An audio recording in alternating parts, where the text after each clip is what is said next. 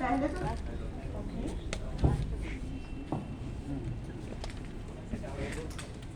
ठीक है। मुझे मालूम है कि आप सब लोग थक चुके हैं, लेकिन फिर भी मुस्कुराइए क्योंकि आप लखनऊ में हैं।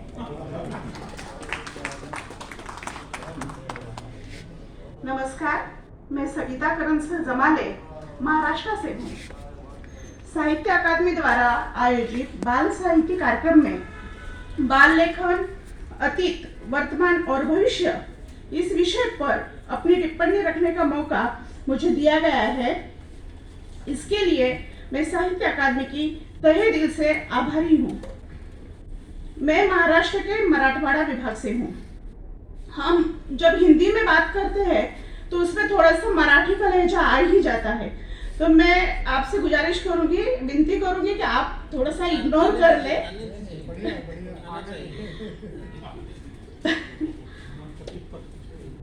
मैं यहाँ मेरी मातृभाषा मराठी में बाल साहित्य लेखन की स्थिति का दर्शन कराना चाहती हूँ। सबसे पहले मैं मराठी में आज तक हुए बाल लेखन के अतीत के बारे में कुछ कहना चाहूंगी। जब हम बाल साहित्य के अतीत के बारे में बात करते हैं तो हमें पिछले उस जमाने में जाना पड़ेगा जब लिपि नहीं थी, लिपि अस्तित्व में नहीं थी, छपाई के कोई साधन नहीं थे, तब भी भाषा अस्तित्व में थी। भाषा ही मनुष्य की भावनाओं के आदान प्रदान का जरिया थी। उस समय दादियां कहानियां सुनाया करती थी। अब इन कहानियों में क्या था? तो ये कहानियां राजा रानियों की थी, पशु पक्षियों की थी, राक्षस, भूत और जादूगरों की थी। इन कहानियों में बच्चों के मनोरंजन की बहुत बड़ी क्षमता थी। इन कहानियों में संस्कार होते थे, इनमें फैंटेसी भी होती थी। इसीलिए इन कहानियों को ही बच्चों का पहला बाल साहित्य कहा जा सकता है। इसलिए असल तौर में अगर देखा जाए तो दुनिया के सबसे पहले बाल साहित्यिक तो हमारे दादा दादी, नाना नानी और हमारी माएँ ही है, जो अपनी कहानियों और गीतों से बच्चों को बांधे रखती थी। जैसे जैसे समय बीतता गया, लेखन कला का आविष्कार हुआ, छपाई का आविष्कार हुआ। इसका यह फायदा हुआ कि दुनिया अनेकविध भाषाओं से परिचित होने लगी। एक भाषा से दूसरी भाषा में साहित्यिक विधाओं के अनुवाद किए जाने लगे। इसी दरमियान सैकड़ों साल पहले विष्णु शर्मा जी ने बच्चों के लिए लिखी हुई पंचतंत्र की कहानियां पुस्तक रूप में प्रकाशित की। उनकी पंचतंत्र की कहानियां पुस्तक रूप में आई। इस पंचतंत्र में क्या था? पंचतंत्र में जंगल था, जानवर थे जो बोलते थे, बातें करते थे। जीवन का संदेश देने वाली इन छोटी छोटी कहानियों में बोध था। ऐसा माना जाता है कि अरेबियन नाइट्स भी पंचतंत्र से ही प्रेरित है। पंचतंत्र को अनेक भाषाओं में अनुवादित किया गया। जैसे अन्य भाषाओं में पंचतंत्र अनुवादित हुई, वैसे ही वो मराठी में भी अनुवादित हुई। इसलिए मराठी में बच्चों के लिए स्वतंत्र साहित्य आने से पहले अनुवादित जो साहित्य था, अनुदित साहित्य था, उसका प्रवेश मराठी में बाल साहित्य के तौर से सबसे प्रथम रूप में हुआ है। दूसरी भाषाओं से अनुदित साहित्य बाल साहित्य के रूप में प्रविष्ट हुआ है, जिसमें पंचतंत्र भी समावेशित है।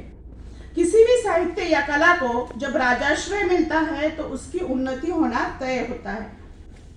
मराठी बाल साहित्य में भी सबसे प्रथम तंजावर के राजा सरफोजी राजे भोसले जी, इन्होंने मराठी बाल साहित्य में अन्य भाषाओं से अनुवादित करके, अन्य भाषाओं के साहित्य को मराठी में अनुवादित करके लाने का महत्वपूर्ण काम तंजावर के जो हमारे राजा थे सरफोजी राजे भोसले, उन्होंने किया है।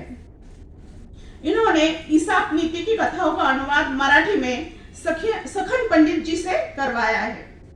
मराठी साहित्य में बच्चों के लिए कहानियों के नए द्वार खोल दिए गए। बाल साहित्य का अनुवाद करवाने वाले वह हमारे पहले राजा थे जो मराठी थे। और मुझे ये कहते हुए गर्व महसूस होता है कि किसी भी दूसरी भाषा में प्रचलित बाल साहित्य का अनुवाद अपनी मातृभाषा में होना चाहिए, ये सोच रखने वाले वो हमारे मराठी भाषिक राजा थे। अब जब मैं मूल मराठी साहित्य पे आती हूँ, मूल मराठी बाल साहित्य की बात करती हूँ, तो सबसे पहले सबसे ऊपर नाम आता है हमारे साने गुरुजी द्वारा लिखित श्यामची आई इस किताब का। यह किताब मतलब शाम की माँ, श्यामची आई मीन्स माँ, शाम की माँ, श्यामची आई यह सिर्फ एक किताब नहीं है, बल्कि माँ और बेटे के जज्बाती रिश्ते का महामंगल स्रोत है। इस किताब ने अपना खुद का एक रिकॉर्ड बनाया हुआ है। हमारे दादा दादी, जो हमारे पुरखों वाली पीढ़ियाँ थी, हमारे दादा दादी, नाना नानी यह किताब पढ़ के बड़े हुए।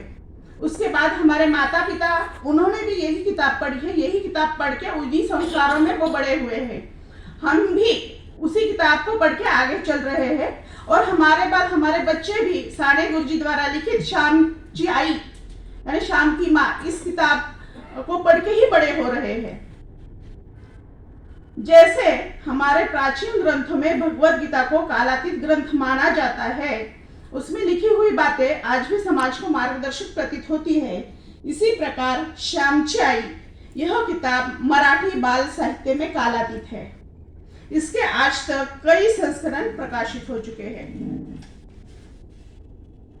हालांकि कुछ लोग इसे एक इमोशनल किताब बोलते हैं, इमोशनल करने वाली, रुलाने वाली, जज्बाती करने वाली किताब बोलते हैं, लेकिन हम यह भूल नहीं सकते कि इस किताब पे जो मूवी आई थी उसे सबसे पहला राष्ट्रीय पुरस्कार प्राप्त हुआ था। आगे के दौर में जब आगे चलकर ये जो बच्चों को रुलाने वाली किताब थी, श्यामची आई पे ऐसा आरोप लगाया जाता है कि बच्चों को रुलाने वाली किताब थी, लेकिन आगे चलकर बच्चों की रुचि बदली तो लिखने वालों ने भी अपनी रुचि बदल दी है। आगे चलकर बच्चों की मस्ती दर्शाने वाली किताबों का आगमन हुआ, जिसमें बच्चे मौज मजा मस्ती करते थे, जिसमें नादो तामुनकर जी की गोट्या, भारा भागवत जी के फास्टर फेने हैं। इन किताबों ने बाल साहित्य में कहानियों के नायक की परिभाषा ही बदल दी है। हुल्लड़बाजी करने वाले, मस्ती करने वाले यह पात्र बच्चों में आज भी काफी लोकप्रिय है। हुल्लड़बाजी के साथ साथ इन कहानियों में एक बोध भी होता था। फास्टर फेने को मराठी की पहली बुक सीरीज का सम्मान भी जाता है। इसके साथ साथ रामायण महाभारत की पौराणिक कथाएं भी बच्चों में काफी लोकप्रिय है। हमारे राजा छत्रपति शिवाजी महाराज की शौर्य कथाएं भी अधिकतर बच्चों में पढ़ी जाती है। उन्हें भी हम बाल साहित्य में ही समावेशित करते हैं, क्योंकि हर बच्चा शिवाजी महाराज जो है हमारे राजा छत्रपति शिवाजी महाराज, उनकी शौर्य कथाएं पढ़ के ही बड़ा होता है। इसके अलावा अन्य भाषाओं से अनुदित होकर मराठी में आए अकबर बिरबल, तेनालीरामन, जादू की परियां, हिमगौरी और सात ठेंगू आदि किताबों ने मराठी बाल विश्व को समृद्ध किया है। इससे यह प्रतीत होता है कि अन्य भाषाओं की तुलना में मराठी भाषा में स्वीकृति की भावना अधिक है। हम अन्य भाषाओं की किताबें जो बाल साहित्य उसे मराठी में लाके स्वीकृत करते हैं। अब आगे चलकर जब मैं बाल साहित्य का, ये तो हुआ अतीत, वर्तमान के बारे में जब मैं बात करती हूँ तो मैं कहना चाहूंगी कि जब हम बाल साहित्य की बात, आज के बाल साहित्य की बात करते हैं, तो यह बात उभर के आती है कि आज के मराठी बाल साहित्य में बच्चों के भाव विश्व का सबसे ज्यादा मुआयना किया जाता है। इसमें चिंटू जैसी कार्टून स्ट्रिप है। छोटी जगह और कम वाक्यों में भी बच्चों के दिल तक, समझ तक पहुंचने का सामर्थ्य ये चिंटू जैसी कार्टून स्ट्रिप रखती है। बारा मोडक जी ने बच्चों के लिए पहली मैगजीन का आरंभ मराठी में किया था।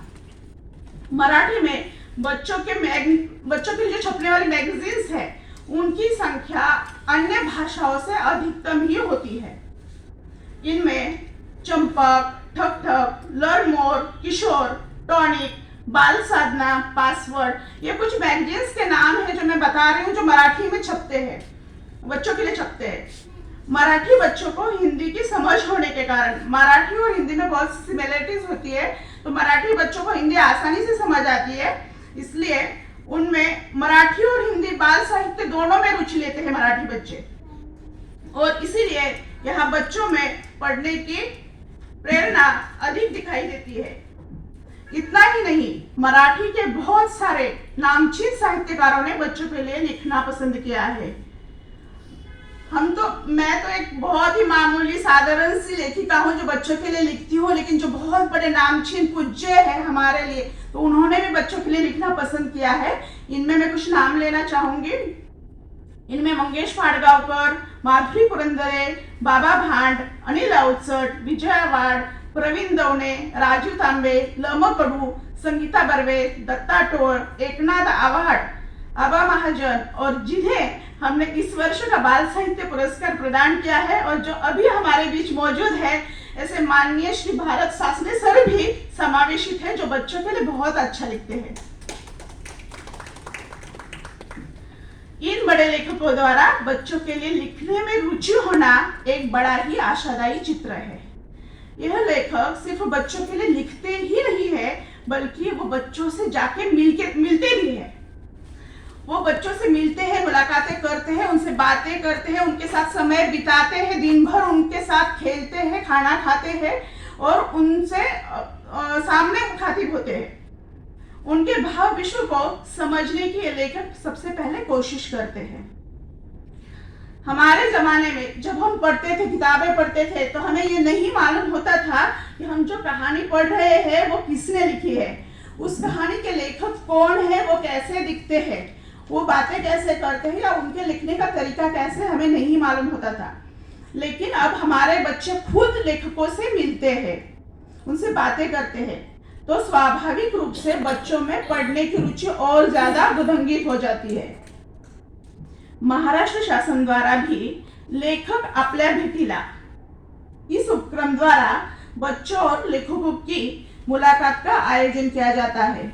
हमारे महाराष्ट्र शासन में ऐसा एक उपक्रम है जहाँ जो लेखक है, जिनके किताबों में जिनके पाठ लगाए गए हैं, वो लेखक स्कूलों में जाके बच्चों से मिलते हैं। सिर्फ बच्चों के लिए स्वतंत्र दिवाली अंक का प्रकाशन भी मराठी में किया जाता है। बस बच्चों के लिए बनाई जाती है ये दिवाली अंक। शायद महाराष्ट्र एकमात्र ऐसा राज्य होगा जहां महाराष्ट्र शासन की ओर से किशोर नामक मासिक प्रकाशित किया जाता है और इसे सरकार द्वारा हर स्कूल में हर महीने पहुंचाया जाता है। स्कूलों में लाइब्रेरी के लिए किताबें भी महाराष्ट्र शासन द्वारा ही वितरित की जाती है, जो बिल्कुल मुफ्त होती है। हजारों की संख्या में हजारों रुपए की किताबें हर स्कूल में हर साल आती है। हर स्कूल में, महाराष्ट्र के हर स्कूल में बच्चों के लिए लाइब्रेरी है और एक वाचन कोपरा यानी एक कोना है, एक स्पेशल रूम है जहां जाके बच्चे उन्हें जो चाहे वो किताब ले सकते हैं, पढ़ सकते हैं, उस किताब पे बातें कर सकते हैं, शिक्षक से पूछ सकते हैं। स्कूल लाइब्रेरी के लिए किताबें महाराष्ट्र शासन द्वारा वितरित की जाती है ताकि दूर देहात का बच्चा भी अनेक विध साहित्य विधाएं पढ़ सके, उसे लिखने की प्रेरणा मिले।